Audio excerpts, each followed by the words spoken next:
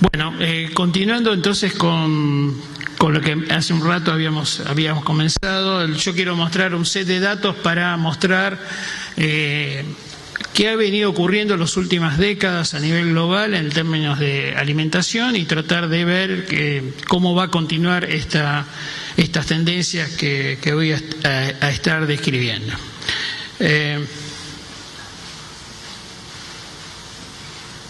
ver. Ahí estamos. Bueno, todos sabemos, esto lo escuchamos muchas veces, que la demanda de alimentos tiene que ver con el total de la población y qué tipo de dieta tiene esa población. Y esa está conformada de acuerdo a las culturas y de acuerdo a la pertenencia urbana-rural. A nivel global, realmente el crecimiento poblacional de las últimas décadas ha sido extraordinario comparado con los términos históricos. A la izquierda del gráfico tenemos el año menos 1000 hasta hoy y veamos que a partir de la revolución industrial el salto gigantesco que ocurrió con la población. Recién hace 2 años hay más población en las ciudades que en el campo. Este tema también tiene impacto porque, como decíamos, la migración del campo a la ciudad conlleva un aumento en los ingresos, pero también un cambio en la cultura alimentaria. Si nosotros miramos desde los 60 para acá, qué vino ocurriendo en términos de producción de alimentos y población, en la línea verde lo que tenemos es la población que estaba en torno a los 3.000 millones de personas en los 60, comienzo de los 60. Hoy somos 7.200 millones. Sin embargo, cuando miramos la producción per cápita de alimentos, la producción per cápita aumentó. Era 640 kilos por habitante del planeta, es la línea punteada roja, y hoy estamos en 740. O sea, aumentó 100 kilos, a pesar de que más que se duplicó la población mundial, y que además, un elemento importante, es que la tierra disponible por habitante es casi la mitad. O sea, cuadruplicamos la producción en términos de unidades. O sea, el doble o más con la mitad de la superficie. Pero además cambiamos las clases de productos que estamos consumiendo y eso tiene que ver con los grandes cambios sociales a nivel global. Si nosotros miramos la curva superior, que es cereales y legumbres, vamos a encontrar que es levemente decreciente.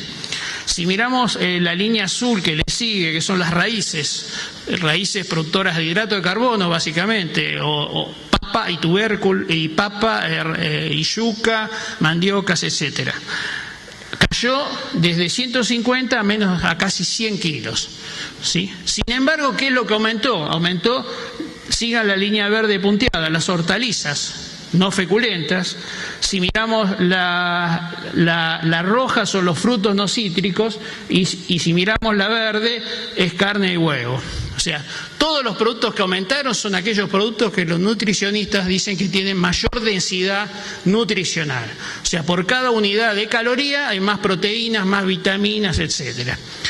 O sea, la calidad de la alimentación mejoró en términos globales, a pesar de que duplicamos la cantidad de gente, como decíamos antes. Y esto tiene que ver con la irrupción de centenares de millones de personas que salen de la pobreza y pasan a las clases medias urbanas, mejorando la calidad de su alimentación. Esta tendencia es importante tenerla presente porque es la que nos va también a permitir visualizar cuáles son los sectores que más van a crecer hacia adelante. Si miramos otro tipo de productos, que en una escala menor, también ocurre lo mismo. En este caso, los peces, ya sean capturados en el mar o producidos, es la línea celeste, fíjense cómo crece fuertemente durante este periodo de 50 años. Lo mismo ocurre con los frutos cítricos, que son los puntos naranja, o los aceites vegetales que reemplazan a las grasas en las cocinas, o sea, mejorando la calidad nuevamente nutricional de los productos. Así como los quesos, ¿sí? Entonces, vuelvo a repetir, tenemos un esquema de más cantidad con más calidad. Pero además, si miramos en un espacio temporal más grande, a comienzos del siglo XX para acá, lo que podemos observar es que la tendencia global es que el precio de los productos bajó sustantivamente, bajó a una tasa de en torno del 1% anual, hay un pico de estos últimos años que sí subieron los precios, pero hoy todavía están en un valor equivalente a aquel pico grande de aquí, que es la depresión del 30. O sea, estamos con un valor de los alimentos en torno de la depresión del 30. O sea, la gran tendencia ha sido que ese aumento de volumen producido hace que las personas tengan que trabajar menos horas para poder acceder a la misma cantidad de alimentos. Hay además algunos fenómenos novedosos, digamos, o sea, el porcentaje de personas con problemas de acceso a los alimentos están en torno a los 1.000 millones de personas, siguen estando, es la proporción más baja de la historia de la humanidad, y aparece un fenómeno nuevo, obesidad y sobrepeso, que es casi el doble de los que están subnutridos, ¿sí? Este tema también tiene que ver con el tipo de alimentación, y esto, también es un aspecto relevante para poder trabajar hacia dónde van a ir, qué productos se van a demandar en el futuro. ¿Qué ocurrió en estos tiempos? Ocurrió que la barra azul es el aumento de la productividad, o sea, la cantidad producida por unidades de superficie, y la roja es la Argentina. Y fíjense que en muchos rubros Argentina está por encima, bastante por encima del aumento de la productividad global. ¿Sí? En la primera columna tenemos los cereales, 2,5 contra 3,5, y después desagregados hay ejemplos notables como el maíz. En los 60 estábamos mal, esto hay que reconocerlo, la base la mala de Argentina, pero bueno, a nivel global fue en torno de 2,5 el aumento de la productividad, en la Argentina más de 4. Así que hay, digamos, cosas que hemos hecho bien. Hay otros elementos importantes que tienen que ver con la incorporación de los organismos genéticamente modificados. A partir de 2011 los países en desarrollo, emergentes, en la línea roja, tienen más superficie de cultivo de este tipo de cultivos que los países desarrollados, en un contexto, en el caso de Argentina, de cambios de tecnología, del uso de productos que son más amigables con las personas y con el medio ambiente. Si nosotros miramos la primera columna de la derecha, vamos a observar que las dos clases más tóxicas en términos de productos, la roja y la amarilla, en el año 85 eran el 80% del total, y no vemos ningún verde allí. Hoy, en la columna de la derecha, observamos que más del 80% son productos de las clases menos tóxicas de los productos que estamos usando. Y el rojo y el amarillo, el rojo ya no hay, el amarillo es poquito. Digamos, esto también tiene que ver con cambios de sistemas productivos en los cuales son cambios estructurales que son beneficiosos. Entonces, en los últimos 50 años se más que duplicó la población, hay más población urbana que rural, aumentó fuertemente las clases medias a nivel global, se producen más alimentos por habitante del planeta, aumentaron más los grupos con alimentos de mayor densidad nutricional, y los alimentos son más baratos. Hay problemas, los 1.000 millones que no acceden a los alimentos, los 2.000 millones con sobrepeso, los problemas ambientales, la escasez de agua dulce, las pocas tierras productivas a incorporar a la producción. La tecnología productiva genera menos puestos de trabajo no calificados y salen de escala las producciones familiares, para los cuales muchas veces no se genera una tecnología apropiada a las mismas, y eso tiene como consecuencia migración y desarraigo, especialmente cuando no hay agregación de valor local. Esto que estamos describiendo a nivel global, cuando lo podemos focalizar en algunos de los países, vemos que se reproduce la misma situación. Si vemos la composición de cultivos de China, en los 60 para acá, el primer tramo de cultivos de cereales para uso de consumo humano,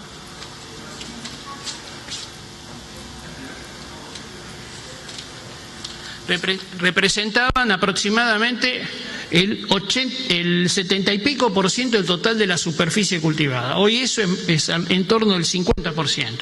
Y lo que crecieron, fíjense en verde, son las hortalizas, ¿sí?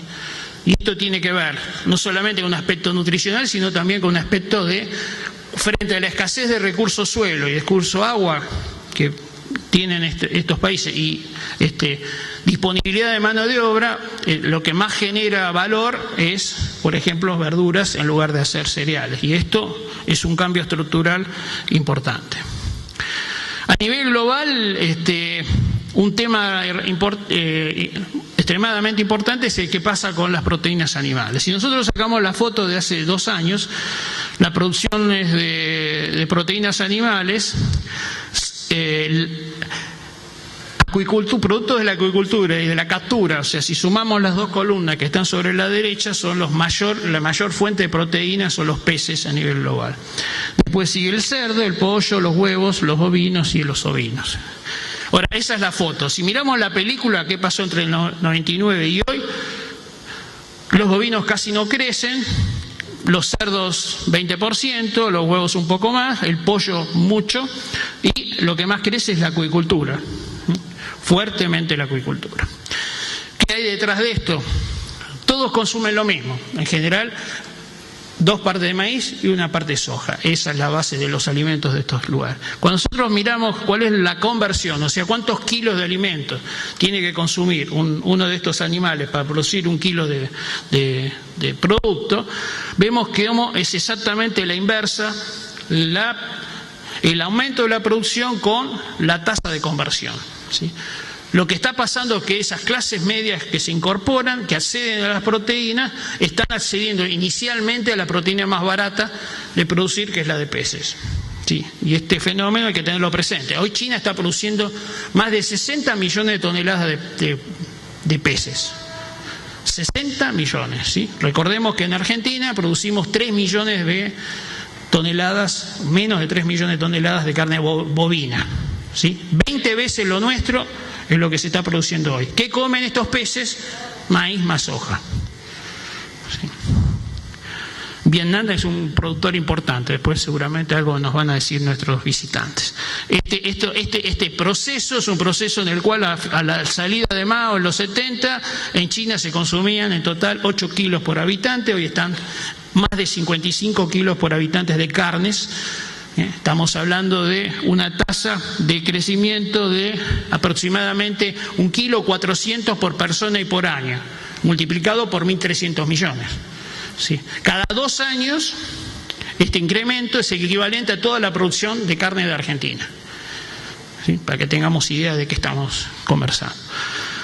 Y con un cambio, antes mencionábamos el tema del cambio cultural, etcétera, cuando se migra a las ciudades. O sea, las comidas rápidas, o sea, la cadena Kentucky en China es la más importante, Kentucky Chicken Friends, que vende pollo frito.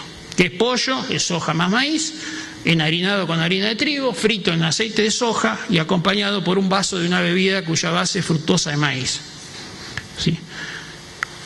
¿Qué impacto tiene esto? Fíjense, hay 4.000 en 700 ciudades y se abre 2 por día. ¿Sí? Estos son los cambios y estos cambios se producen en demandas. Pero lo más importante que está pasando en países como en China no es mucho estas cosas, que lo son, sino que está pasando en la capacitación. Está pasando con los jóvenes en la universidad. En China este año han ingresado 4 millones de personas a las universidades. 4 millones. En Estados Unidos 2,5 millones. ¿Sí? El año pasado habían sido 3,4.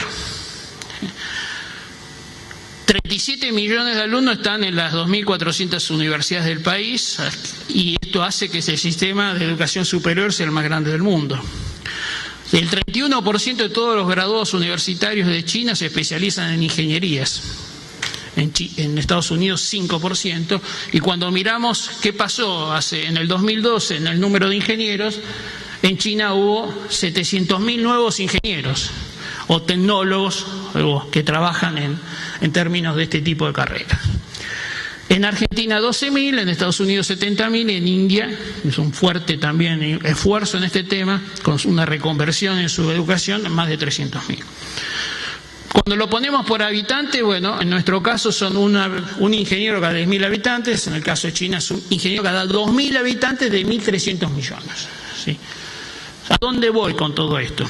Voy a que si a este tema de capacitación le sumamos la inversión en ciencia y tecnología, que aquí tenemos Estados Unidos la primera conjunto de barras, cómo fue creciendo. El segundo es China, ¿sí? China creció el año pasado, invirtió 284.000 millones, creció 22% respecto al año anterior y viene creciendo a una tasa del 20% hace 10 años aproximadamente. En el 2018 va a superar a toda Europa y en el 2022 a Estados Unidos si siguen estas tendencias. Vamos a tener en el 2020 entonces 40 millones de graduados, de los cuales la mayor parte son ingenieros que además están combinados con 600 millones de personas que aún van a estar en el campo. La pregunta y hacia dónde voy con todo esto es decir, ¿con qué vamos a competir contra esto? ¿Cómo competimos contra 20 millones de ingenieros, 600 millones de personas que están dispuestas a ingresar a la sociedad urbana siendo mano de obra, no ya tan barata? Entonces, si estuviéramos en un país industrial tradicional, estaríamos en un problema, creo, muy serio, que no es el caso nuestro, porque ellos son el 20% de la población del planeta, tienen solo el 7% de las tierras cultivables. Si sumamos a los países que estamos convocando hoy, son más del 40%, pero no llegan al 18% de la tierra. Y además ya todo lo que tienen lo están usando. Sí. Lo que quiero mostrar es la potencia de esto, digamos. Hay ciertos sectores que va a ser extremadamente complejo y difícil competir, pero tiene una necesidad extremadamente grande de las cosas que nosotros podríamos hacer bien. Y están usando todas sus tierras, que si vemos este set de datos, bueno, China desde los 70 para acá produce cada año 15 millones de toneladas de soja y en mediados de los 90 empieza a importar. En el 2003 está importando igual cantidad de soja que la que produce, 15 millones, y hoy están importando en torno de los 55, 60 millones de toneladas. O sea, desde el 2003 hasta acá pasaron de 15 a estos números. Se aumentó 40 millones la demanda de soja para darle de comer a los peces, a los cerdos, a los pollos, etcétera. China era un exportador de maíz, hoy es un importador de maíz, que es el complemento para ese alimento. Y eso hacía que el Departamento de Agricultura de Estados Unidos en el 2006, señores que saben hacer cuentas, decían que la soja iba a estar a $260 de tonelada. Está al doble. ¿Sí? Y esto es porque hoy pensar las cosas con los pensamientos y la biblioteca que teníamos hace 15 años es equivocarnos totalmente. El mundo es otro y ese mundo distinto tiene que tener una reinterpretación que si no nos podemos equivocar como se equivocaron ellos. En un contexto donde la autosuficiencia de las distintas regiones del planeta, aquellas que no tenían excedente que cité al principio, van a ser grandes. Según algunos cálculos, el este de Asia va a poder alimentarse solo al 74% de sus necesidades. El resto, esos 900.000 millones de personas, van a tener que alimentarse con productos que vengan de otros lados, y esos otros lados son pocos, como estoy diciendo. Otras regiones, el 82%, como el sur y sudeste de Asia, etcétera. La África subsahariana tiene el problema mayor, tiene una muy baja tasa de autosuficiencia alimentaria. ¿Lo vamos a poder hacer solos? Hace un rato Martín nos mostraba la necesidad de agruparse, digamos. La diferencia de biomasa entre los dos es esa, aproximadamente en términos relativos. Yo creo que la jauría tiene que aumentarse para poder conseguir mejores objetivos. Me parece que es un foco. De un país como Argentina, que tiene un montón de liderazgos, los que están en rojo son liderazgos que son extrapampeanos, que diferencia el modelo actual del modelo exitoso del granero del mundo, que era un modelo de muy pocos productos, todos pampeanos, orientados a un único mercado que era Inglaterra. Hoy hay oportunidades para todo el territorio de la Argentina. los limones de Tucumán, las peras del Río Negro, somos ahí líderes, los vinos del Cuyo, los tés de Misiones, etcétera. Ahí, digamos, la diversidad de demanda de productos y la diversidad de mercados que están demandándolo hacen que este sistema sea mucho más sustentable que aquel que habíamos tenido. Y que además nos permite efectivamente generar como decía al comienzo, un país más equilibrado en términos de desarrollo territorial y de las personas. Argentina hoy está produciendo el equivalente a 15 kilos per cápita mundial, esto es, toda la población del planeta en términos calóricos puede ser alimentada por nuestra producción actual 23 días. Esto es importante, esto puede crecer fuertemente si hacemos algunas cosas que deberíamos hacer. Permitiendo entonces aprovechar estas oportunidades para un crecimiento de cada una de las regiones, favorecer el desarrollo. Sin agregado valor vamos a tener los problemas que mencionó el ministro. Y generando el desarrollo de agregado valor va a haber permanencia de los habitantes con más calidad de vida, mejor calidad de vida en un entorno más digno y proclive a la integración, generando entonces estas necesidades que decía. Para finalizar, le quería mostrar un video que resume algunos de estos desafíos que estamos enfrentando.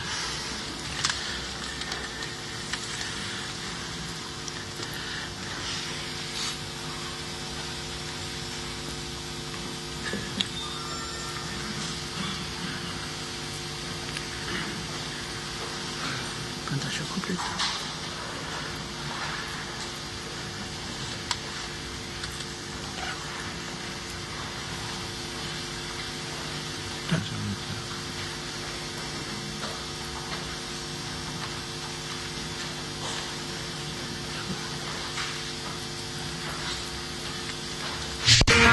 Desde 2010 y por primera vez en la historia, más de la mitad de la población mundial está viviendo en ciudades. Este mapa del mundo muestra cómo evolucionó esta concentración urbana desde 1960. En China se urbanizan 50.000 personas por día, 20 millones de personas cada año. Toda una Argentina una vez cada 2 años. Impacta directamente sobre la posibilidad de producir alimentos, porque reduce la cantidad de tierras cultivables. Por procesos de urbanización, aunque también por deterioro ambiental, salieron de producción 8 millones de hectáreas en los últimos 20 años, solamente en China. Toda la superficie cultivada de maíz de la Argentina, multiplicada por 3, ya no está disponible para la producción de alimentos.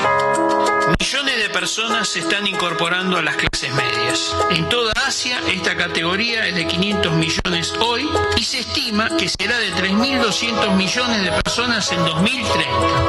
Atención a estos números, serán 2.700 millones de personas más en el transcurso de nuestras vidas que van a dejar de producir su propia comida y que además van a cambiar su régimen alimentario, porque la población que pasa de ser rural a ser urbana adopta el consumo típico de las clases urbanas, que incluye muchas más carnes. Como los animales se crían con maíz y soja, esto implica una mayor demanda de granos. Todo esto a su vez con menos tierras disponibles para cultivo. Este mapa muestra la autosuficiencia alimentaria de algunas regiones. Son regiones que van a consumir alimentos que necesariamente deberán provenir de otros territorios.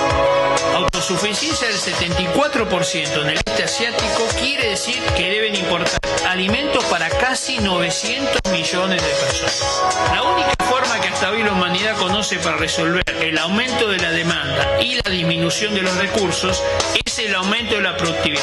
Mayor producción por hectárea, mayor conocimiento por metro cuadrado y por hora. Hoy los países con mayor productividad son aquellos donde la utilización de biotecnología es una práctica creciente. Esta tendencia involucra rendimientos mayores y más estables y a su vez disminuye dramáticamente el uso de agroquímicos y su nivel de toxicidad. La biotecnología nos está produciendo un ahorro ambiental y no lo contrario, además de ser la única alternativa con que contamos hoy para alimentar a todo el mundo. Según calcula el Índice Mundial del Hambre, la productividad total de todos los factores agrícolas a escala mundial deberá duplicarse desde el presente hasta el 2050 para cubrir todos estos requerimientos. Esta proyección recae fundamentalmente sobre los pocos países que cuentan con la mejor disponibilidad per cápita de sus recursos naturales y que a su vez ya están logrando mejoras sustanciales en sus niveles de productividad. Argentina tuvo un crecimiento en productividad muy superior al promedio global y de hecho ya es el primer exportador de limones, de peras, miel, derivados de la soja y muchos otros productos. Esta gran demanda global es la oportunidad para lograr un desarrollo fenomenal de nuestro país, no un crecimiento sectorial desordenado y costoso en el plano ambiental, el social y el económico, sino un desarrollo sano y ordenado. Hay que cuidar los suelos, deforestar menos, contaminar menos agua y cuidar a nuestra gente. La oportunidad de un desarrollo sustentable, sobre todo desde lo social y lo económico, la vamos a tener si decidimos ser no el granero del mundo, sino el supermercado del mundo, la góndola de alimentos del mundo. La generación de valor la podemos hacer en los campos y en los puertos, pero también en cada uno de los territorios del país. En síntesis, nuestro proceso de incorporación de conocimiento para llegar a un desarrollo territorial y social más equilibrado en 2030 apenas ha comenzado. Muchas gracias.